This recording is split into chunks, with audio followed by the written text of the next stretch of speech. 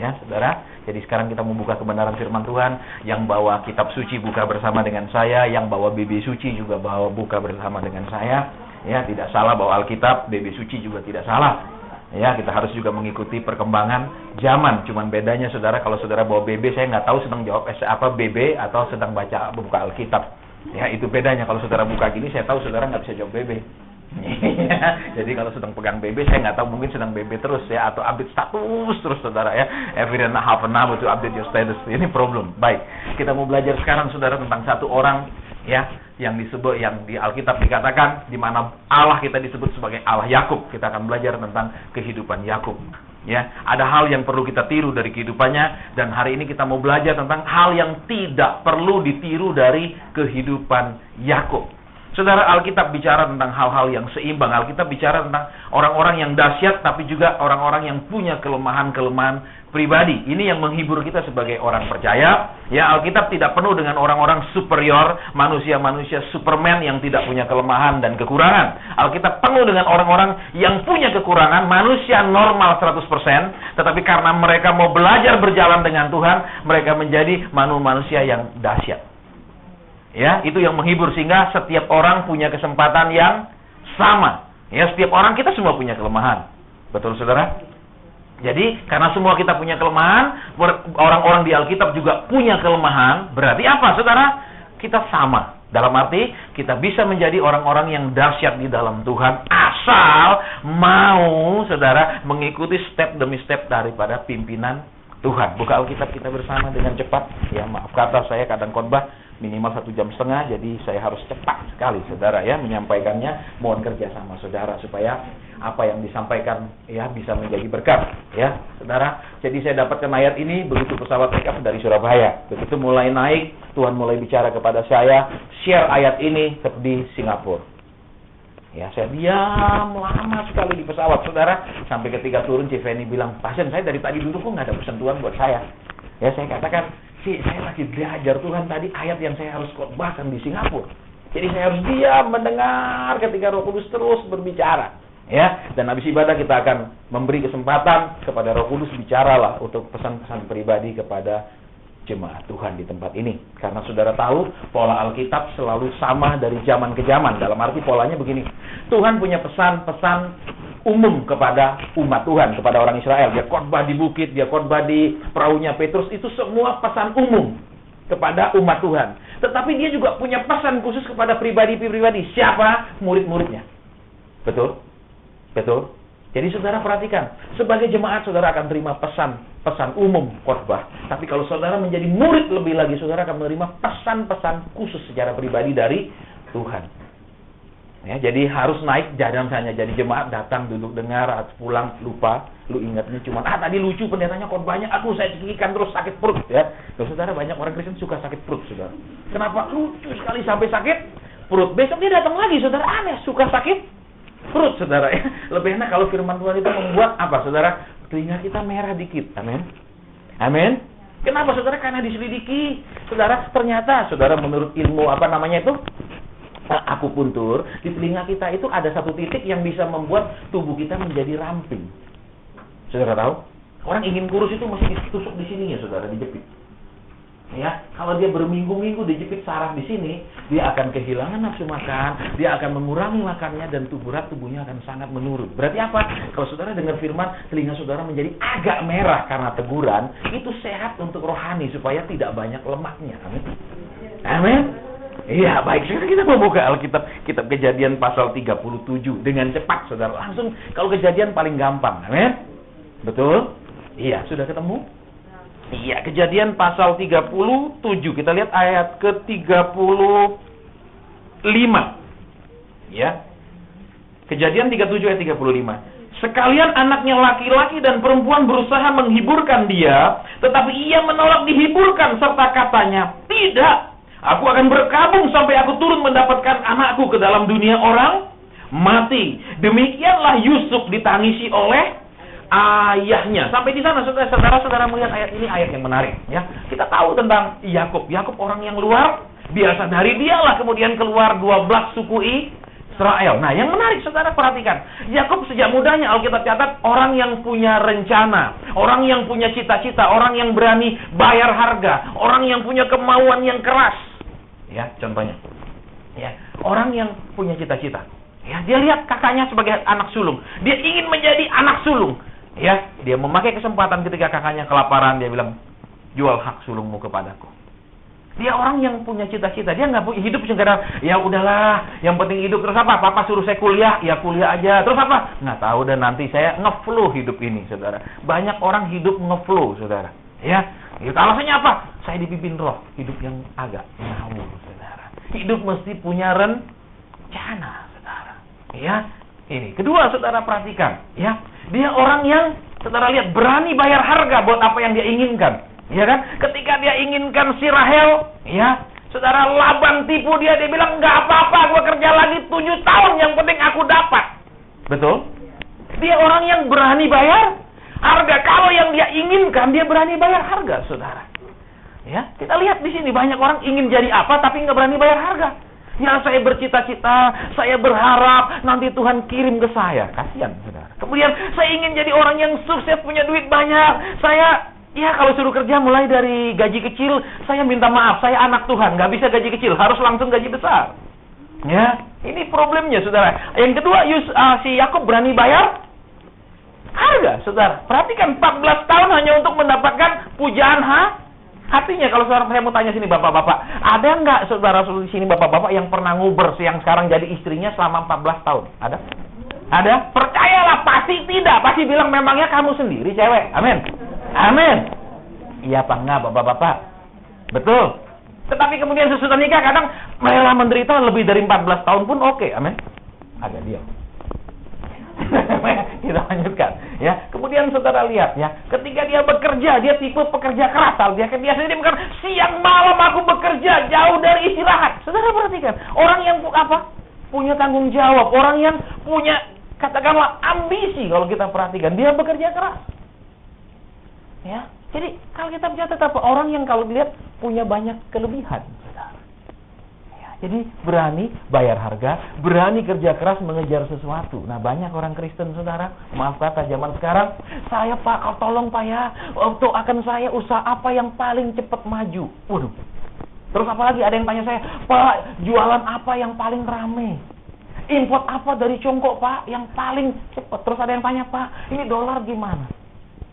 Saya beli nggak kalau dolarnya gini, supaya langsung dapat untung. Saudara, ya memang, saudara, saya sering dipakai Tuhan ya untuk menyampaikan banyak hal dalam hal dunia bisnis kepada pengusaha-pengusaha. Ya, waktu dolar masih 11.000, Tuhan katakan kepada saya, dolar jadi 9.000. Saya sampaikan di Jakarta di kumpulan para pengusaha di situ, Tuhan katakan dolar 9.000, jangan beli. Ya, waktu 11 turun jadi 10,5. Mereka telepon saya, Pak, sudah 10,5. Ini sudah murah menurut analisa atau gini. Ini kayaknya udah nggak bisa turun. Tuhan katakan 9.000. Saya bilang, Pak, 9.000. Enggak, Pak, ini udah 10.500, udah murah, Pak. Analisa dari TT Pengela, Goldman Sachs lah, apa segala macam, nggak mungkin turun. Tuhan bilang 9. Udah mereka beli. Turun lagi 10. Mereka telepon lagi, Pak, turun lagi nih. Kan sudah saya bilang, Tuhan bilang 9. Tapi ini paling murah, Pak, paling murah, Pak. Stok lagi. Turun lagi. 9.000. Saudara. Terus, karena nggak taat, karena tidak taat, dari beli 10,5 jadi 9.000, jadi 8.000 lebih, pusing. Pusing. Terus telepon, doakan supaya naik. Waduh, susah. Ya, ini orang Kristen yang susah. Kenapa? Seenaknya saja, terus habis itu dia suruh, doakan Pak supaya naik, Pak. Doakan Pak supaya kalau bisa balik modal, saya jual dah, katanya. Ya, kemudian sekitar 2 tahun lalu kan ada market pasar modal kacau. Ya, saudara, ada saham yang Rp2.000 menjadi cuma Rp100. Ya, kemudian tuh ada yang datang, Pak, gimana? Saham saya cuma jadi Rp100, Pak. Saya harus jual saja daripada nanti tidak bisa dijual. Biar dah satu lomba 100. Tuhan katakan kembali naik normal. Saudara, dia percaya, dia tunggu. Kemudian jam balik ke 2.000. Ketika 2.000 dia katakan, Pak, jual ya. Enggak. Tuhan bilang akan lebih tinggi dari 2.000. Nggak percaya, saudara. Dia jual waktu 2.000, yang penting balik modal lah, gue udah kapok pegang saham ini. Menjadi 2.500 per lembar. Ketemu, Pak, terlambat, Pak, naik, saya sudah jual, Pak. Nggak taat. Saudara, Ya, kadang orang Kristen susah sekali ya. Mereka suka nubuatan, mereka suka pesan Tuhan, tetapi tetap kalau dianalisa nggak masuk akal. Sorry. Kenapa? Rasanya nggak masuk akal Bapak ngomong. Kenapa? Saya nggak turutin. Terus kalau kemudian terjadi, ya Bapak doain supaya balik. Wah, susah saudara, didik anak Tuhan tuh susah. Makanya kemarin selama 2 hari saya bersama Pak Pendeta Stefanus, ada satu kata yang saya tangkap, pendewasaan. Saudara, pendewasaan. Saya terus terang katakan, saya lebih senang pelayanan di luar negeri. Karena kenapa? Susah sekali mendidik orang yang sudah latar belakang bekas perdukunan, bekas, maaf kata, suka-suka huamnya. Kenapa? Mereka hanya suka, bahkan saya diundang, Pak Hasan, kalau gereja kami mengundang Bapak, tapi tidak ada khotbah kalau bisa. Bapak hanya altar call membuatkan satu-satu. Saya bilang, sorry, saya bukan ahli huamia, saya hamba Tuhan. Ya, ada saudara. Besar tempatnya, kalau saya sebut saudara pasti tahu. Itu tempat besar sekali di Surabaya. Bapak nggak usah khotbah. Bapak tumpangi tangan saja. Saya bilang, saya seorang pengajar, saya seorang hamba Tuhan, bukan seorang peramal. Walaupun saya dikasih karunia profet. Nah, sekarang kembali ke sini. Saudara perhatikan. Ya, kualitasnya Yakub lebih daripada rata-rata kualitasnya kita sebenarnya. Amin. Nguber cewek 14 tahun rela. Amin. Amin. Bapak-bapak di sini saya yakin, betul. Betul, Uber berapa bulan dia nggak kasih reaksi, seringkali bilang goodbye. Amin, amin. Agak diam. Coba yang datang sama suami, lihat suamimu. Coba lihat suami yang datang sama suami bilang, kalau gua nggak dulu nahan bilang belum suruh nunggu 14 tahun mau nggak? Percayalah, dia akan bilang goodbye. Amin, amin. Tapi sekarang dia menunggu untuk berubah sudah lebih dari 14 tahun rasanya. Amin. Dan dia masih bersabar, betul? Karena kenapa? Dia tidak mau menunjukkan bahwa he has made a wrong decision. Sorry, ya, keceplos ngomong, saudara. Ya, baik. Jadi kita lanjutkan, ya. Sekarang apa? Dia hebat. Kemudian apa? Dia sukses, saudara. Dia mengumpulkan begitu banyak kekayaan. Ya, Alkitab menghargakan, saudara, orang yang bekerja keras, orang yang banyak menghabiskan waktu di pekerjaan. Alkitab tidak mengajar kalau saudara jadi anak Tuhan, usaha cukup, bangun jam 10, jam 2 selesai, terus jalan-jalan. Nggak ada, saudara. Ya, Alkitab tidak mengajar orang Kristen punya hidup yang begitu mudah, begitu santai, begitu rileks, saudara. Ya, tapi oke lah. Ya, nanti di suatu titik kita akan mengalami seperti itu, iya, tapi tidak dari awal, saudara. Ya, nanti di satu titik benar, saudara. Karena levelnya orang Kristen itu banyak. Yang pertama, saudara, ya, nggak ada kerjaan, nggak ada duit. Itu yang pertama. Yang kedua, ada sedikit kerjaan, sedikit duit. Yang ketiga, banyak kerjaan, banyak duit. Nah, mulai naik, ini kan mulai naik sedikit terus, nanti naik lagi, saudara. Kenapa? Sedikit pekerjaan, banyak duit. Terus nggak kerja, tetap banyak duit. Nah, itu level tertinggi, saudara. Ya, sekali kita berharap kita akan mencapai level itu. Amin. Yang tidak mau tolong berdiri, saya akan doakan. Baik, jadi saudara kembali ke sini dulu. Kita akan pelan-pelan lihat si Yakub, ya. Dia dahsyat, saudara. Kemudian apa? Dia punya keluarga, dan yang hebat, saudara, dia punya 4 orang istri, saudara. Amin. Amin. 4 orang istri kan? Betul? Iya apa ya? Nah, dia punya 4 orang istri. Kemudian apa? Dia punya 12 orang anak, saudara. Ya, yang laki plus perempuannya ada lagi. Ya, dahsyat ini. Kenapa? Dia mewarisi genetik siapa? Kakeknya. Siapa kakeknya? Maafkan saya. Ya, siapa kakeknya? Abraham. Saudara tahu Abraham adalah orang yang punya tubuh yang luar biasa sehat, walaupun dia tidak lahir di congkok, tidak minum ginseng, yangsen dan lain-lain. Betul. Umur 99, saudara perhatikan, istrinya bisa faing. Amin. Amin. Betul, dia nggak kena diabetes, dia nggak kena stroke. Amin. Iya apa ya? Di genetiknya kakeknya siapa? Abraham. Bahkan Alkitab catat ketika Sarah mati, Abraham ceven lagi, saudara, dan masih punya anak lagi. Coba perhatikan, umur Ipe Sansean masih bisa punya anak. Amin. Kenapa? Kalau saudara dan saya mewarisi genetik Abraham, berarti apa? Perhatikan, sampai umur berapa tetap fit? Halo? Jangan baru umur 30-an udah lain. Kenapa? Kemarin masalah habis makan sate babi terus makan durian. Terus nah itu tidak mewarisi genetik Abraham. Terus lihat lagi genetiknya Sarah, saudara. Waktu dipanggil umurnya 65, Abraham 75, jalan dia kan dari Ur-Kasdim ke waktu mengungsi ke Mesir. Raja Mesir ngelihat orang hampir umur sesuai ini loh, naksir. Coba bayangkan. Gimana sih cantiknya dia ngerawat diri, ngurus diri sampai hampir umur 70, begitu menarik. Apa saudara tahu Raja Mesir dari dulu terkenal dengan harem, kumpulan selir, kumpulan gundik yang begitu banyak. Umur 70 aja begitu menarik. Jadi perhatikan ibu-ibu, kalau engkau mewarisi genetiknya Sarah, maaf kata, ya jangan begitu punya anak 3 udah bingung ini bentuknya gimana sih. Bahasa koinya bilang henankan. Henankan itu susah cari angle fotonya dari sisi sudut pandang gitu loh. Ya, look beda itu susah. Saudara, ngerti maksud saya? Ya, tapi saudara perhatikan, makanya percaya saudara, ya yang pria mewarisi genetik Abraham. Jadi ibu-ibu jangan ngeluh. Halo. Terutama ibu-ibu kalau sudah mulai 45 ke atas, mulai seringkali mengeluh. Because of what? Hi, Dad. Ya, you are now 50. Ya. Okay, you should not be strong as like this, you know. We are older now. Sorry. Ya, kita ngomong dewasa. Ini ada anak-anak sih, tapi mereka saya harap tidak mengerti. Ya, saudara. Jadi perhatikan di sini, bedanya di situ. Ya. Bagaimana caranya? Orang yang taat pasti lebih sehat dari orang yang nggak taat. Orang yang terus mau berjalan menurut mau Tuhan pasti lebih baik. Saudara, dia berjalan, dia bukan kering. Saudara lihat orang percaya yang stuck diam di satu tempat, dia berjalan, dia punya tujuan. Dia kan ke Kanaan toh, betul? Halo, baik, kita lanjutkan. Sekarang melihat. Kemudian ada waktunya sesudah anak-anak mulai besar, punya bisnis sendiri, mereka punya ternak-ternak sendiri.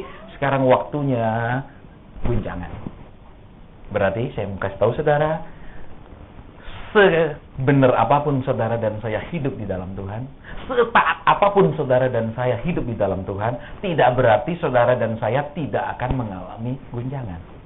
Perhatikan, taat aja mengalami guncangan, apalagi nggak taat. Saya ulang, taat saja mengalami guncangan, apalagi tidak taat. Saudara perhatikan, dia kan di dalam hidupnya kan spektakular, betul. Malaikat Allah datang sama dia aja saudara bergulat, berbanting-bantingan, saudara.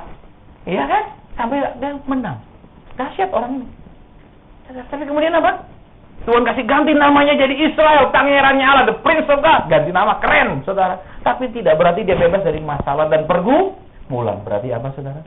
Serajin apapun saudara baca Alkitab, berdoa, pergi ibadah, bersekutu, melayani, tidak membuat saudara dan saya bebas dari ujian selanjutnya. Saya ulang, anak saudara pergi kuliah di sini, rajin sekali, ya presensinya 100%, bukan berarti kemudian maaf kata dosennya bilang, oke, karena sangat rajin, tidak usah ikut mid semester, tidak usah ikut semester, lulus. Bisa begitu? Berarti apa? Tetap harus ujian. Amin. Tapi bedanya saudara, orang yang well prepared sama yang maaf kata leha-leha. Yang leha-leha kalau ujian, dia mau belajar, dia mau telan semuanya. Amin. Minum kopi sampai pagi dia belajar. Amin. Terus begitu jawab soal ngawur. Ya karena udah teler. Tapi kalau orang yang dari mulai belajar, saudara, sampai semester dia belajar, dia lebih santai. Amin. Amin. Terus kalau yang nggak belajar mulai apa? Duduk di bangku sebelah orang yang pinter. Amin. Mulai toel-toel. Amin. Nomor 19 apa? Nomor 20, nomor 21. Amin. Nah, orang Kristen sama, saudara. Kenapa? Kami hamba Tuhan hanya mengajar. Terus, ketika ulangan, saudara, kadang saudara harus completely alone to face the test. We cannot harm you anymore because we have to stay outside to wait for you. Saudara, karena kenapa? Banyak orang, Pak, tolong saya, Pak, tolong saya, Pak. Tuhan bilang, halo. Selama dengar firman, sementara hamba Tuhan khotbah, dia mungkin, datang nggak enak, apa saya tahu saya ketemu di mall nggak betul, hari Minggu sih saya masih kasih muka dulu, supaya nanti kalau ketemu di mall nyaman, Pak. Udah gereja tadi, ya kan sama kayak dulu waktu kita sekolah, betul? Coba bolos, terus jalan-jalan pasti ada rasa takut. Ntar ketemu guru di jalan, bolos katanya, ya kan? Pasti ada Takutnya tipikal Indonesia, saudara. Tapi saudara tahu bangsa kita itu bangsa yang ajaib. Kenapa? Bagi bangsa kita tidak ada yang mustahil. Saudara tahu? Betul? Ditulis jalur hijau dilarang membangun. Sebelahnya pelang itu ada balai orang bangun. Tak ada yang mustahil, saudara. Ya, satu-satunya bangsa yang punya iman seperti tertulis di Alkitab. Itulah Indonesia. Ya, dahsyatnya bangsa kita. Makanya saudara, Tuhan sering kali geleng-geleng. Kenapa? Lebih daripada umat pilihannya di Israel. Betul, kalau di Israel saudara pergi, saudara, lumpur laut mati, saudara gosok di pipi. Saya pernah, karena 6 kali saya di Israel bawa rombongan, saya gosok.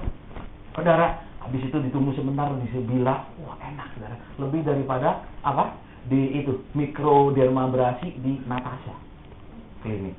Ya, jadi mikro, kayak di ampas itu, panas sekali, saudara, kalau di mikro. Terus, kalau di kita punya sumur apa? Lumpur lapindo. Nggak mau kalah. Cuman kalau lumpur lapindo digosok di wajah kita, percaya kita jadi nek lampir. Jadi bangsa kita sering nggak mau kalah. Bener? Ya kan, banyak penemu, saudara, di bangsa kita, penemu ilmu santet. Jadi beda sama bangsa boleh, amin. Baik, kita lanjut sedikit. Saya kelar, ya saya jangan khawatir nggak akan terlambat pulang walaupun terlambat datang. Saudara, itulah Indonesia. Baik, ya sekarang lihat dia mulai mengalami guncangan. Guncangannya apa? Anak yang paling dia sayang, melebihi daripada 11 anaknya yang lain, dikabarkan mati. Dikabarkan mati, dan saudara perhatikan orang ini. Orang yang berbekasnya karib sama Tuhan. Tuhan datangi dia lewat mimpi. Tuhan bicara sama dia. Kemudian apa? Tidak bisa mengujinya. Ini benar atau tidak? Saudara perhatikan. Ya. Makanya saya katakan juga sama Tuhan, Tuhan, aku tidak mau terlalu tua. Kalau aku terlalu tua, jangan sampai. Kenapa? Banyak nabi-nabi tua membuat kekeliruan demi kekeliruan. Sudah tua-tua, mereka yang membuat sudah mulai aneh, mulai ngawur. Saya bilang, saya tidak mau terlalu tua. Ya, apalagi kalau sudah itu buat apa ngerepotin orang? Amin. Lebih baik pulang. Amin. Jangan sampai saudara udah letak tempat tidur, udah nggak bisa apa-apa, umur 103 masih nggak mau pulang. Kenapa? Tapi belum pernah naik pos. Tapi bersyukur saudara, orang Kristen banyakan kalau mati itu, saudara tahu, matinya ikhlas. Buktinya apa? Kuburan Kristen jarang angker. Betul? Kenapa? Karena begitu dia mati, udah Tuhan bawa pergi. Kalau yang masih belum rela, saudara, kadang-kadang apa? Yang lain mau dibawa pergi, dia bilang, enggak, masih betah di dunia, belum pernah naik kijang aja belum. Jadi masih betah di kuburan, saudara. Dia gangguin orang lewat, gitu, saudara. Kenapa? Mati belum rela. Nah, kuburan Kristen baiknya apa, saudara? Jangan jarang yang apa? Keramat angker. Karena udah ikhlas pulang. Amin. Karena Tuhannya baik, walaupun kadang ada yang mati belum tutup mata, saudara. Ya kadang-kadang kita jadi hamba Tuhan, kok liatin melulu. Ya dia lihat kenapa saudara? Kadang-kadang dia datang ke Tuhan, dia nggak bisa kedip. Kenapa saudara? Ya, kadang dia bilang gini, waduh, dia tuh coba saya udah kerjaan mati-matian, susah punya Rolex, hamba Tuhan sebentar aja khotbah dapat Rolex. Jadi dia mati, kasihan saudara. Makanya pun ditutup, udah jangan iri, tutup. Ya, kembali ke sini. Ya, terus apa yang terjadi? Anaknya hilang. Dan tadi saudara katakan apa? Dia menjadi sedih, dia menangis, dan di masa itu kemudian hidupnya setak. Alkitab tidak lagi mulai mencatat kehidupannya, tapi Alkitab mulai beralih mencatat kehidupan anaknya. Nah, saudara dan saya perhatikan. Saya tidak tahu saudara dan saya pernah mengalami kehilangan Yusuf kapan. Ya, tadi malam saya nonton TV CNN. Ternyata sebelum Michael Jackson mati, ada rekamannya di iPhone, dia katakan apa? I lost my childhood. I did not have my childhood. Itu yang dia tangisi sebelum dia mati dalam kondisi tidak sadar. Dia kehilangan masa kecilnya. Dia menangisi masa kecil, makanya dia kumpulkan anak-anak dan segala macam. Dia kehilangan. Sekarang pertanyaan. Ketika Yakub yang begini hebat, ya, Yakub yang sudah ganti nama jadi Israel, Yakub yang mengalami perjalanan masa muda yang luar biasa, kehilangan Yusuf, hidupnya selesai sampai di sana. hidupnya menjadi dingin, hidupnya menjadi tidak ada lagi gerakan, tidak ada lagi cerita, tidak ada lagi kisah yang menarik. Dia hidup tetapi mati. Saudara dan saya perhatikan. Dihibur pun sulit, saudara. Semua anak, saudara perhatikan apa kelemahannya sekarang, saudara, dari orang yang luar biasa ini. Dia hanya melihat satu sisi saja daripada kebaikan Tuhan. Ada 11 anak yang lain lagi nggak ada masalah. Amin? Amin? Duh, betul? 11 anak yang lain baik-baik, cuman mikirin si Yusuf. Berapa banyak orang Kristen, Tuhan buat baik, mungkin hanya satu yang belum terjawab, hanya satu problem yang sedang dipergumulkan, yang lain-lain nggak pernah diingat. Sehingga kalau dia aja memuji, ya, saya sedang punya masalah. Padahal kalau diingat, begini banyak yang masih baik, seperti nggak berarti. Kita tidak menjadi orang yang balance, saudara, dalam melihat kehidupan. Kita menjadi orang yang punya blind sight of believer. Apa blind sight-nya? You are focusing only to your problem. Itu problemnya. Baik. Kemudian saudara perhatikan. Ya. Sampai Yusuf diproses sekitar 16 tahun itu perkiraannya. Saudara, karena nggak ada tanggal dan bulannya zaman itu. Ya, kita nggak punya data tanggal bulannya. Kemudian apa? Kita akan buka yang terakhir. Kita akan bersama.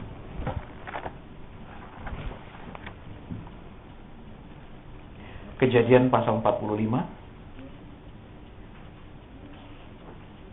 ayat ke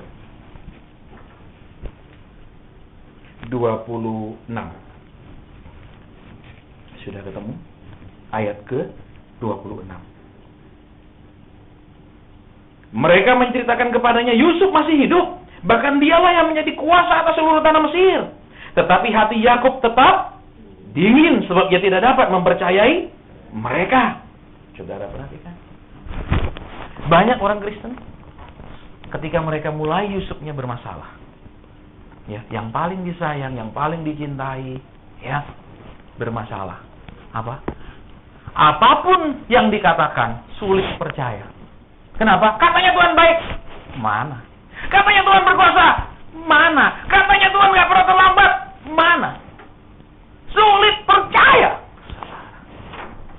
Perhatikan di sini. Saya ngalami, saudara, walaupun saya jadi hamba Tuhan.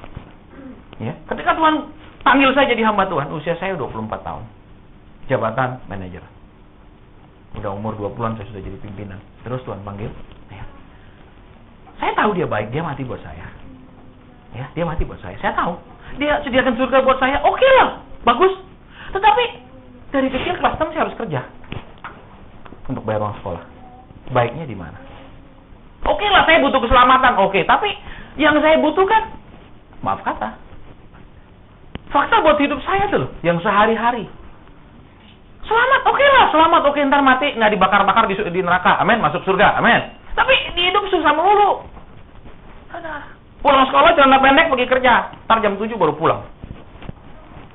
Setiap hari. SMP, SMA, kerja. Ada. Kuliah, pulang kuliah, pergi kerja. Baiknya di mana? Dia bilang, oh dia baik. Saya tetap mempertanyakan how good he is. Saya melayani, saya khotbah, tetap ada pertanyaan, sebaik apa dia? Sampai suatu hari ketika saya sedang berdoa, sedang menyembah, dia tanya kepada saya, aku mau tanya kamu. Dua hal. Pertama, walaupun kamu dari kecil harus bekerja, pernahkah kamu putus sekolah? Saya bilang, tidak pernah, Tuhan. Yang kedua, walaupun dari kecil kamu pernah hanya makan bubur dengan kecap asin. Karena kami 5 bersaudara, papa saya bangkrut, kami makan bubur dengan kecap asin saja tanpa ada sayur dan lain-lain. Dan itu waktu cukup lama. Pernah ya kamu kelaparan? Tidak, Tuhan. Tetap ada makan walaupun bubur. Tuhan katakan apa? Itu karena aku dari kecil pelihara kamu. Keadaanmu buruk, aku tetap pelihara. Aku tetap berikan. Walaupun mungkin menurut saya memang nggak sesuai maunya saya kan. Nggak makan bubur, maunya saya bisa sekolah yang tinggi sekali. Saudara dan saya. Terus saya katakan, ampuni saya Tuhan. Saya selalu melihat sisi yang lain. Sisi apa? Sisi yang saya inginkan engkau bekerja, bukan sisi di mana engkau bekerja dalam hidup saya. Saudara, perhatikan di sini. Dikasih berita yang baik, dikasih tahu bahwa Yusuf masih hidup, dia tetap tidak percaya, dia tetap di. Berapa banyak orang Kristen pergi gereja tetap, pergi persekutuan, berdoa dan apapun, mereka tetap percaya Tuhan. Tetapi mereka sudah mati rohaninya, tidak ada kehidupan. Karena kenapa? Apa kata firman Tuhan? Udah, tanda tanya lah. Ya saya tetap percaya Yesus, tapi yang firman bilang baik, ya gimana baiknya? Bilang dia bersegera, di mana bersegeranya? Bilang dia di mana? Saudara, perhatikan itu. Ya, kemudian, saudara, dia menolak dan dia tidak percaya. Perlu apa? Dikasih bukti kereta itu, dia lihat keretanya datang. Kemudian dia katakan apa? It is enough. I will go and see him before I die. Sekarang pertanyaannya adalah, bisakah kita sekarang mengatakan it is enough? Saudara, saya pernah patah hati 11 tahun ketika putus dengan pacar saya. Hidup saya 11 tahun vakum. Tiap lihat perempuan ada kata di sini, racun. Tiap lihat orang perempuan cantik, racun. Kenapa? Tiap kadang silet orang gandengan di depan saya, rasanya. Kenapa? Rasanya kayak diejek, saudara. Ya orang gandengan, dia pada nggak kenal saya, cuma gandengan depan saya mesra. Kurang ajar. Rasanya kayak itu orang punya kelainan jiwa, saudara. 11 tahun saya mengalami kelainan jiwa karena putus cinta. Hidup saya mati karena Yusuf saya hilang. Ya mungkin karena dia perempuan namanya Yosepina, bukan Yusuf. Ya. Nah sekarang pertanyaannya, apa yang membuat saudara dan saya setak pertumbuhannya? Sulit dihibur firman Tuhan, sulit percaya perkataan-perkataan dan berita-berita firman Tuhan. Sekalipun itu berita yang baik, sekalipun itu ada faktanya, sulit. Kita tetap dingin dan tidak percaya. Kita tetap gereja tapi tidak bertumbuh. Kita banyak dengar firman Tuhan tapi tidak lebih menjadi taat. Itu seperti Yakub yang kehilangan Yusuf. Setiap orang punya Yusuf yang hilang dalam hidupnya.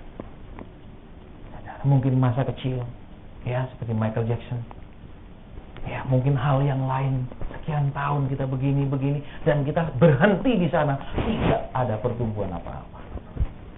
Sekarang, maukah kita bilang di sini?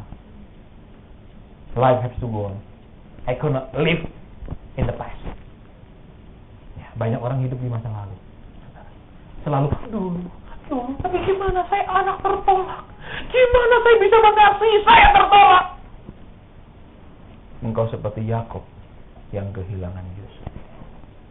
Mati di situ. Mati sebelum mati. Hati yang dingin, hati yang beku. Mungkin suami bilang, bagaimana saya bisa menjadi bapak yang baik? Saya punya papa dulu nggak bisa kasih contoh, hanya main pukul. Engkau Yakub yang kehilangan Yusuf.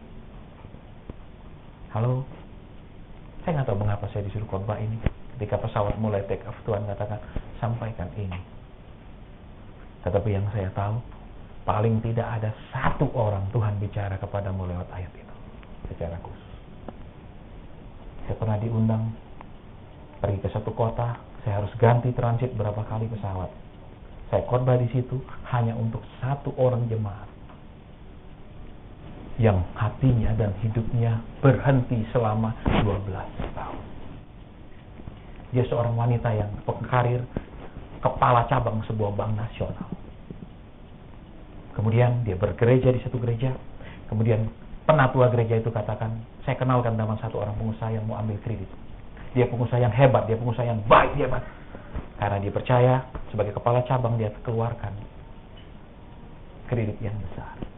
Kemudian kredit itu macet, tidak bisa terbayar. Pusat tidak mau tahu. Ya, pusat datang memeriksa semuanya, ternyata memang ada kesalahan, dia memberikan kredit lebih daripada plafon yang seharusnya. Dia ditangkap 1 bulan sebelum pernikahannya. Dia ditahan, calon suami malu karena calon istri ditahan, batalkan pernikahan. Untuk bayar utang karena lebih plafon kredit. Dia pinjam sama saudara-saudaranya rumah. Jual. 12 tahun dia mengalami kematian dan kekecewaan. Tuhan suruh saya hanya datang, katakan kepada dia, Tuhan menyiapkan kehidupan yang baru. Ya, berapa bulan kemudian dia menikah di Jakarta dengan orang yang mencintai dia. Saudara, apa sih yang hilang dalam hidupmu dan hidup saya? Sehingga kadang sulit engkau dan saya percaya firman Tuhan. Sulit engkau dikasih tahu apapun katanya, nggak bisa sukacita. Ya, didengar apapun, udah pokoknya ya denger tapi nggak bisa benar-benar percaya. Kapan bisa bilang ini enough, I have to change.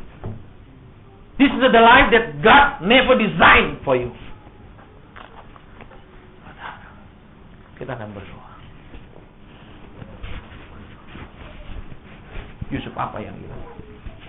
Yusuf perlakuan, Yusuf penghormatan orang, penerimaan orang, ramah tamahnya orang dalam hidup kita, apa yang hilang? Sehingga hidup kita stuck. Dengar firman tidak tumbuh, diajar tidak nurut, ya dikasih penghiburan tetap susah. Kita mau berdoa.